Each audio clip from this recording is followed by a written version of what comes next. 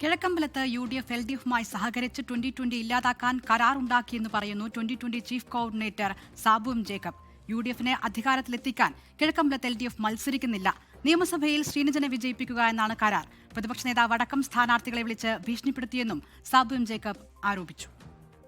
കേരളത്തിനെ സംബന്ധിച്ച് ഈ വോട്ടർ പട്ടികയിൽ ഏറ്റവും കൂടുതൽ കൃത്രിമം കാണിക്കുന്നതും അനധികൃതമായിട്ടുള്ള വോട്ടുകൾ ചേർക്കുന്നതും ഇതുപോലെ വോട്ടുണ്ടാക്കുന്നതും ഒക്കെ CPM ആണത്. കേരളത്തിനെ സംബന്ധിച്ച് കാരണം അവരുടെ ഉദ്യോഗസ്ഥന്മാരാണ്.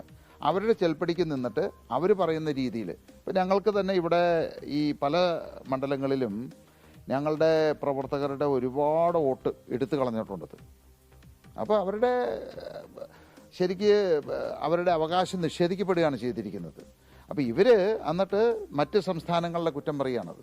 ആരാണോ അവിടെ ഭരിക്കുന്നത് അവർ ആ ഉദ്യോഗസ്ഥന്മാരെ സ്വാധീനിച്ച് അവർക്ക് ആവശ്യമുള്ള ആളുകളുടെ വോട്ട് ചേർക്കുന്നു, കള്ള വോട്ട് ചേർക്കുന്നു, പല ആളുകളുടെയും അർഹതപ്പെട്ടവരുടെ വോട്ടെടുത്ത് കളയുന്നു. ലോകത്തെവിടെയായാലും ഏത് സമയത്തും 24 വാർത്തകളും ഓഗ്മെന്റഡ് റിയാലിറ്റി പാക്കേജുകളും എക്സ്പ്ലെയിനറുകളും വിശദമായി കാണാൻ ഞങ്ങളുടെ YouTube ചാനൽ നിങ്ങൾക്ക് സബ്സ്ക്രൈബ് ചെയ്യാം.